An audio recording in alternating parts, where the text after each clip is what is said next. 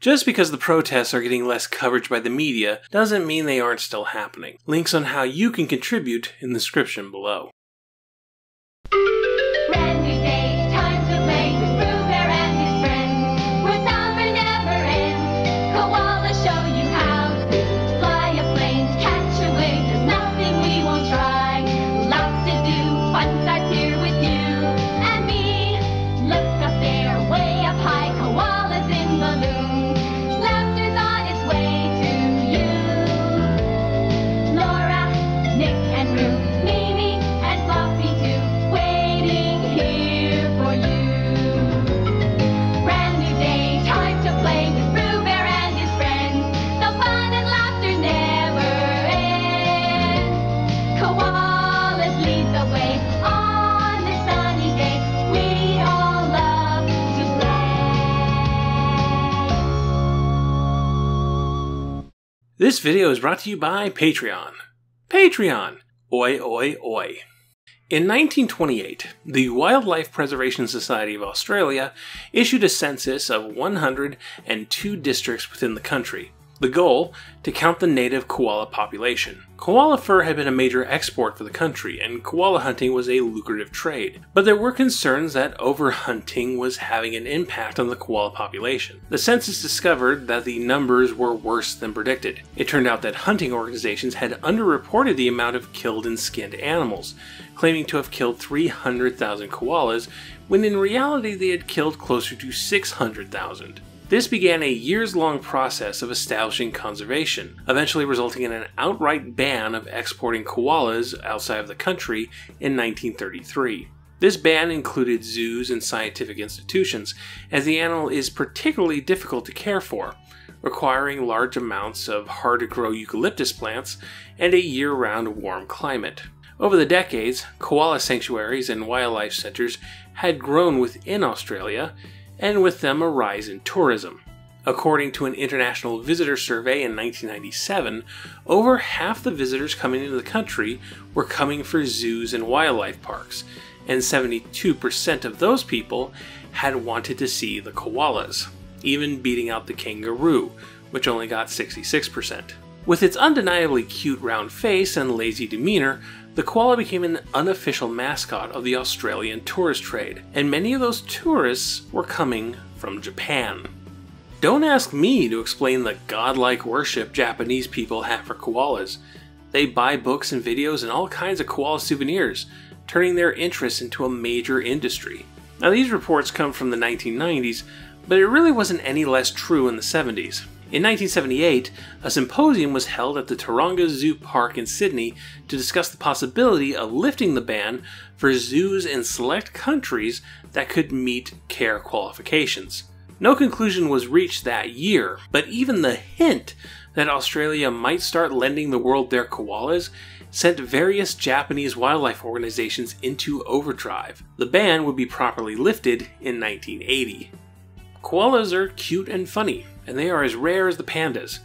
I think koalas will be as popular as pandas here. Of course, it's very hard to get permission to bring them here, and it's very hard to raise them in a zoo, but Japanese zoos have raised animals from all over the world. They sleep during the day and their action is very slow.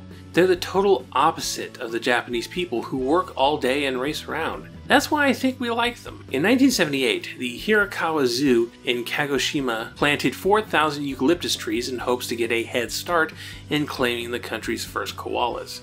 In 1983, the government of the Hyogo Prefecture began a $36,000 survey of Awaji Island in hopes of constructing a koala forest and attached air-conditioned koala house.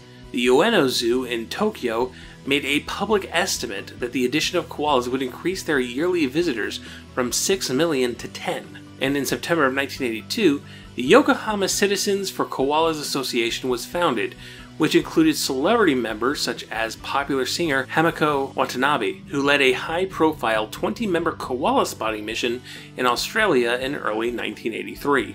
Koalas were quickly becoming popular mascot characters for school supplies, toys, and snacks.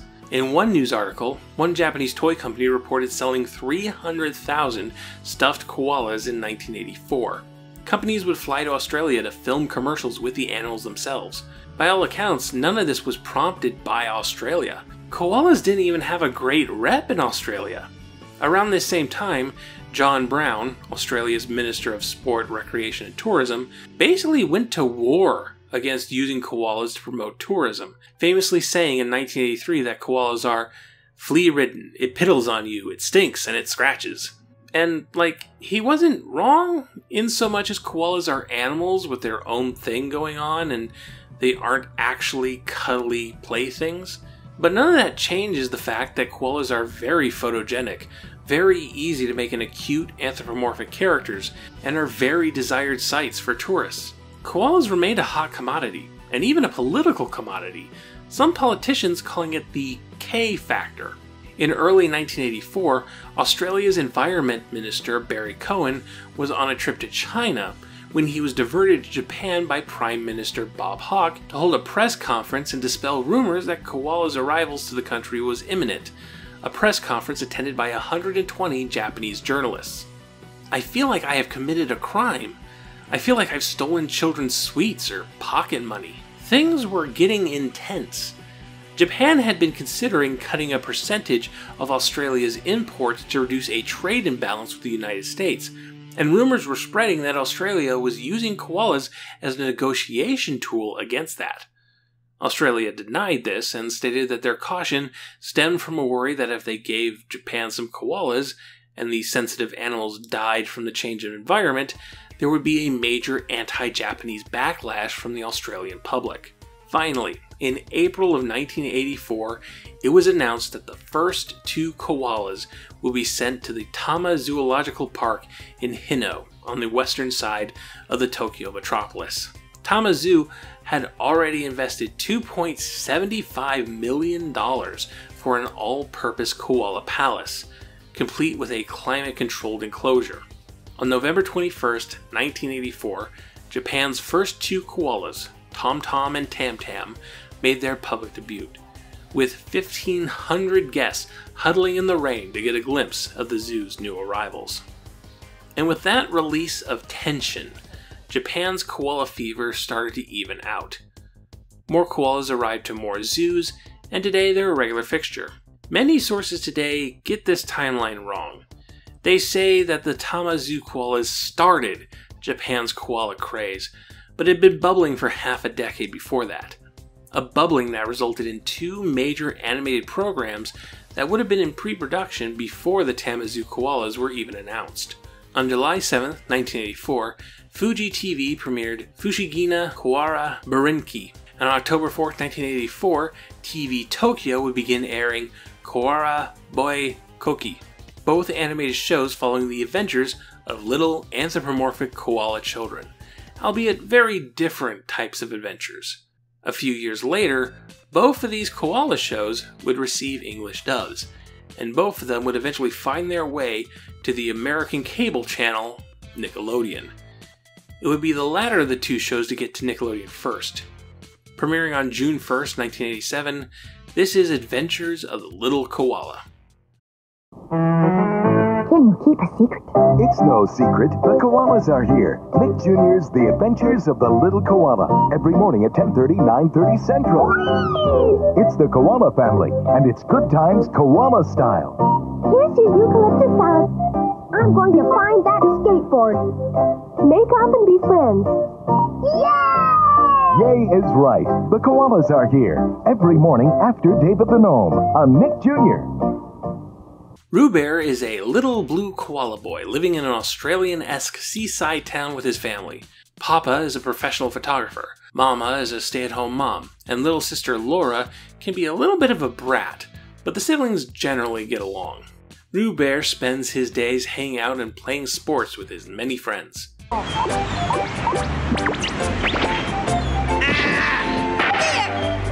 Well, not bad for a little girl penguin. I got it!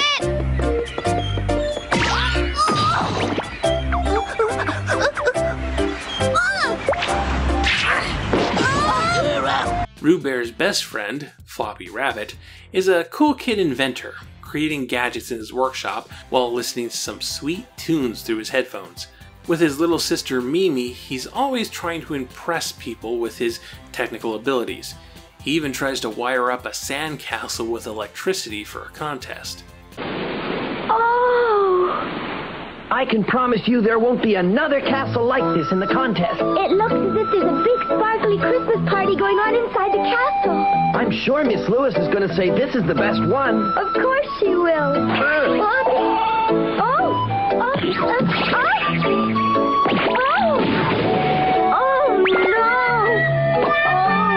Oh no, Mimi! Nick and Pammy Penguin are twin penguins, the latter of which has an unrequited crush on the hapless Roo-Bear. Oh, Pammy! Oh, wow! Don't go out there, you'll get run over. Hey! Oh! No! In fact, Roo-Bear has a girlfriend, another koala named Betty, and you kids are just way too young to be dating. Hey, Roo-Bear, the weather's nice. Want to go on a picnic tomorrow? Why, sure. Where to? We could go up to the top of Ayers Rock. That sounds fine. What time? We could meet here by the fountain at 10 o'clock, okay? It's a date. And then there's Horsey, Walter, and Colt, the Kangaroo Brothers. Not full-blown bullies. They'll step in and help Roo-Bear and the rest of the gang out of the occasional jam, but they do tend to play a bit rougher and tease their friends from time to time, often playing elaborate pranks. Like that one time they painted a rock and tried to convince Roo-Bear that he had found a genuine dinosaur egg. Well, come on, let's go. We'll let you know how it turns out, guys. The big discovery. They think their find is going to be written up in the history book. Wait till the curator tells them it's just a rock. Rounding out the cast is Miss Lewis, the koala editor of the local magazine, along with her assistant Maki Maki, a lizard who will cry that the sky is falling at the drop of a hat. Miss Lewis, oh, Miss Lewis. I've been looking everywhere for you. Oh, dear. Run for your lives, everybody. There's a monster in the woods. There isn't a minute to lose. Hurry up, hurry up. It's a big scoop. Somebody get pictures. It's got 6 arms and 2 heads. No, 3 heads, I think. They say it attacks lizards, especially lizards like me. They have to run now. I take pictures myself, but I have to go home now and hide under the bed. Goodbye. There's Kiwi, Papa Koala's partner during his photography assignments, and the enigmatic Weather, a mysterious dingo with a borderline supernatural ability to predict, well, the weather. He's often accompanied by the meek little sugar glider, Mingle. When we look at all those glittering stars, we're seeing them the way they were long before we were born. Most of them, anyway. Isn't that surprising? Is that true? You're kidding me. I love lying outside at night and watching the stars. Do you like it too, Mingle? Sure. Running for 26 episodes, with 2 stories per episode, Adventures of the Little Koala's primary goal as a children's program is to promote an active, outdoorsy lifestyle with lots of sports and interactions with nature. The world seems to be in a perpetual state of summer break. None of these children are in school, and while they occasionally engage with institutions like the local museum or the botanical garden, scholarly education is absent for surfing, mountain climbing, and hang gliding.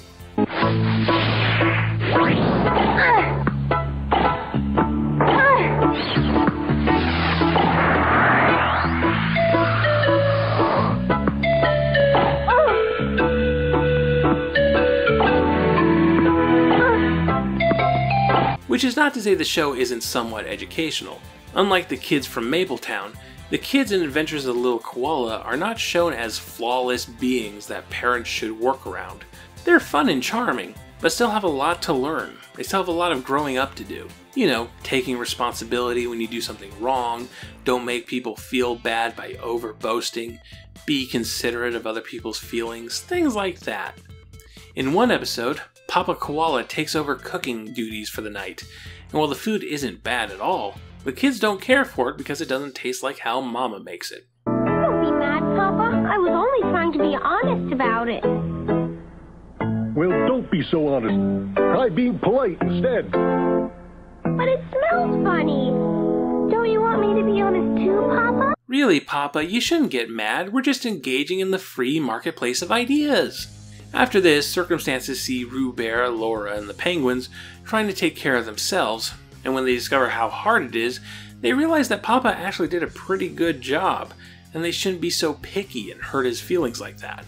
If this was Mapletown, Papa would be hugging them at the end, going, "Oh, I'm sorry, I forgot what it's like to be a kid," or something like that.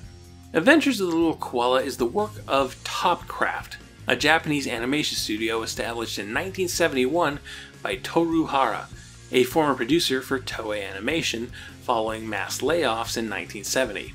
Topcraft was predominantly a service studio, handling contracts from other companies, most famously doing overseas work for Rankin Bass, with Topcraft having a hand in pretty much every one of their cell animated projects through the 70s and into the 80s, from tie-in television shows like the Jackson 5 and the Osmonds, to classic Christmas fare like 'Twas a Night Before Christmas and The Stingiest Man in Town, to Rankin Bass's big movie projects like the animated Hobbit or The Last Unicorn. In Japan, Topcraft did work for Toei with Mazinger Z, for Tatsunoko with Gatchaman, and for Telecom with Lupin the Third Part 2. But Topcraft originals were rare. In fact, Adventures of the Little Koala, released 13 years after the studio's founding, was arguably their first original show, being neither contract work or a co-production. Oh, not their first original project, there were some movies too, including a little film released in early 1984. You might have heard of it. It's just a teeny little movie called Nausicaa of the Valley of the Wind. Toru Hara was already well acquainted with director Hayao Miyazaki and producer Isao Takahata. All three of them had worked on the 1968 film The Great Adventure of Horace, Prince of the Sun. That connection proved fruitful as Miyazaki tried to get his second film off the ground. No easy feat after the commercial failure that had been his first film, The Castle of Cagliostro. Nausicaa would do much better in the box office, and would lead to the founding of another studio, but we'll touch on that in a moment. Along with Toru Hara, Nausicaa and Little Koala share a lot of creative talent. Nausicaa's assistant director, Takashi Tanazawa, would become Little Koala's series director. Nausicaa background artist Keizuo Okada became Little Koala's art director, and Nausicaa key animator Hidekazu Ohara did Little Koala's character designs and served as animation director. Of course, the two projects look quite dissimilar. There's just no Topcraft in-house style, which was actually one of their strengths. As a service studio, they would have to adapt to the animation styles required for the project. They were animation chameleons. Little Koala opts for more simplified character designs than, say, Mapletown. Its aesthetic is more in line with cutesy animal properties like Hello Kitty, keeping character designs simple and cartoonish and wardrobes as static as possible. The animation itself is quite good. It needs to be for a series with such a heavy emphasis on sports and physical activities. There's a lot of movement going on. One episode focuses on an aerial race that Mama Koala gets involved in, and you have to wonder if Miyazaki might have swung by the studio that day, because it's pretty gorgeous.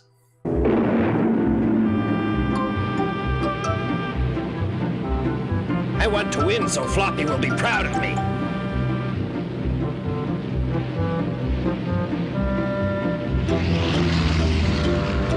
You can't beat me. And every once in a while, the show gets really weird and indulgent. For every 9 stories about how you shouldn't judge people by how they look and how lying is bad, Little Koala goes off the rails with something fantastical. Like this one time, the kids are playing baseball, and they hit a car's windshield, and it turns out the car belonged to an evil sorcerer who attacks the children with force lightning. Oh, please don't turn me into a frog! Oh, help!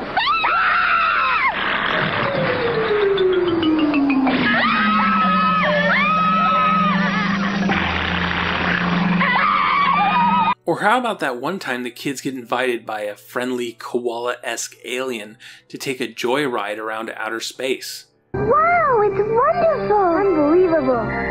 There's another messenger from Earth, a space probe.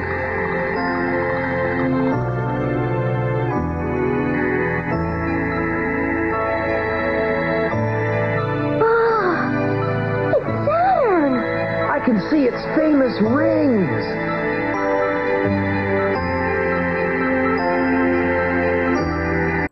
Or there's that scene that feels like it was ripped straight out of Fantasia. You know, that one time Roo Bear and Floppy stumbled onto a moon goddess dancing in the wilds and immediately fell in love with her? What's that?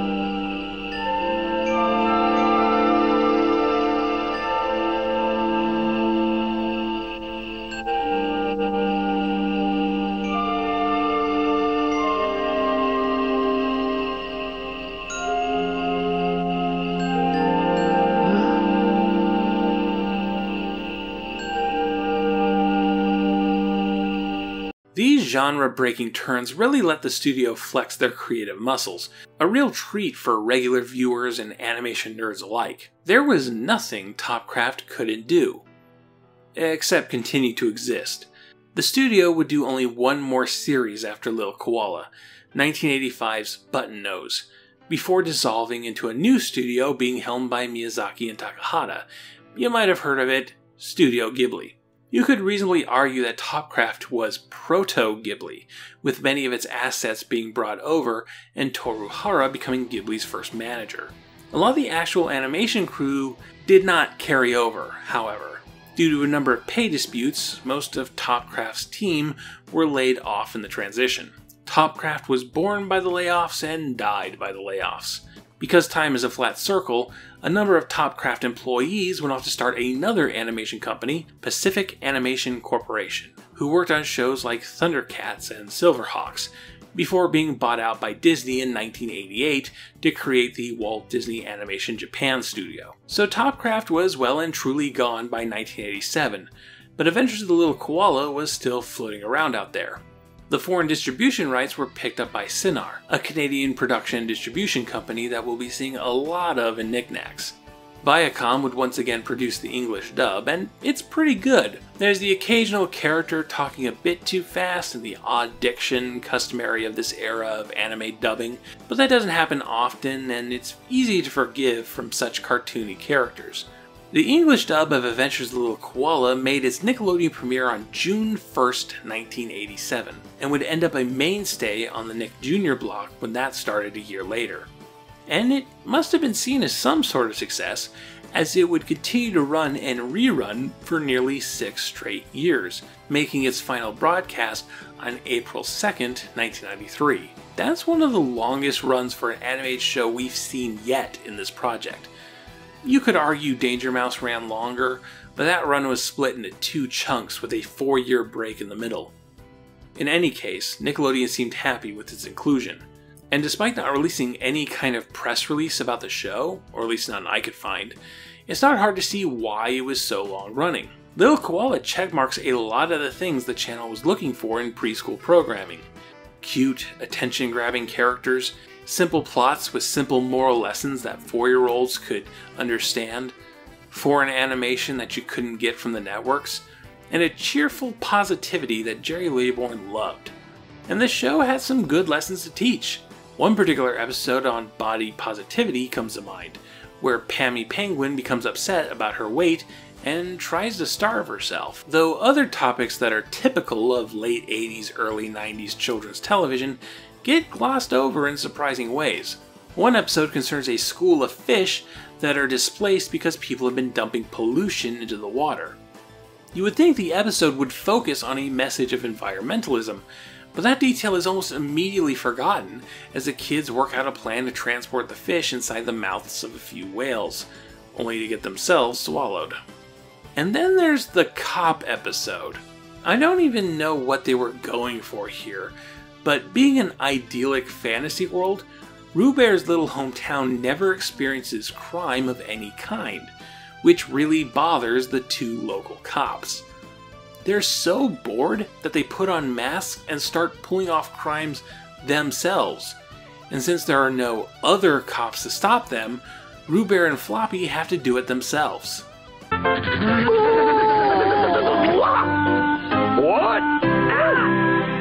You are two town police officers. What is the meaning of this? I'm sorry, but we were so bored with our jobs.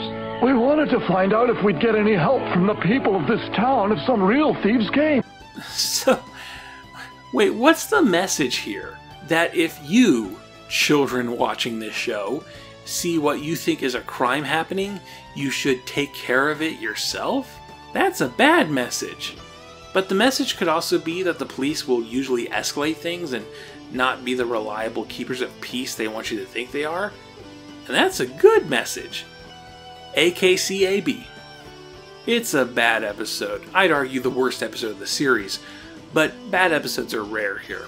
Adventures of the Little Koala is a great boost of positivity to your day, with subtly great animation, easy to digest plots, and cute characters that surprisingly didn't get a lot of merchandise made off of them. In comparison to the show it was paired with, Mabletown is more stylistically gorgeous, but I still find myself more drawn to Little Koala for its lack of corporate cynicism. Home video releases have been sparse. There was one VHS tape for the English dub, and I don't believe even the Japanese version has gotten a DVD release. Thankfully, through a lot of hard work from tape traders, collectors, and media preservationists, all but one of the English dub episodes have been tracked down and made available through the internet. At the time of this writing, all the found episodes are on YouTube. Adventures of the Little Koala is a fine show, undeniably charming and cute and timeless even. It's aged very well. A lot of the stuff we talk about on Knickknacks has elements that are of their time, but I think the 4-year-olds of today will get the same positive experience from this show as the 4-year-olds of 1987, and even the doofus in their 30s running this channel enjoyed going back to it. As a piece of history, it's exciting. The end result of Japan's koala craze and coming from a studio that helped get Studio Ghibli off the ground. As a piece of entertainment, it's relaxing and lovely. Everybody wins. Nick, Nick, Nick, Nick, Nick, Nick, Nick, Nickelodeon. Nick, Nick, Nick, Nick, Nick, Nick, Nick, Nickelodeon. Next time, alcoholic parents, racism, disability, and Jim Carrey. Things get a bit serious, but is that a good thing? Today's research shout-out goes to Koala, a historical biography by Anne Moyle. An extensive history on Australia's very cute and secretly incredibly gross animal, it provides a lot of context concerning Australia's international relationships and how badly Japan wanted one of these little guys. It also explores a lot of other topics, including the relationship between the koala and Aboriginal cultures. It's a very interesting read. Thank you all for watching. If you'd like to support Knickknacks and other Pop Arena projects, consider contributing to my Patreon. Every dollar goes to research materials, production values, and earplugs to keep me sane from all the noises my upstairs neighbors make. You can also support the channel by liking the video, leaving a comment, subscribing, hitting that bell icon for notifications, following me on Twitter, sending a one-time donation through PayPal or Coffee, and sharing Knickknacks with all your friends. Thank you for watching, and remember, Black Lives Matter.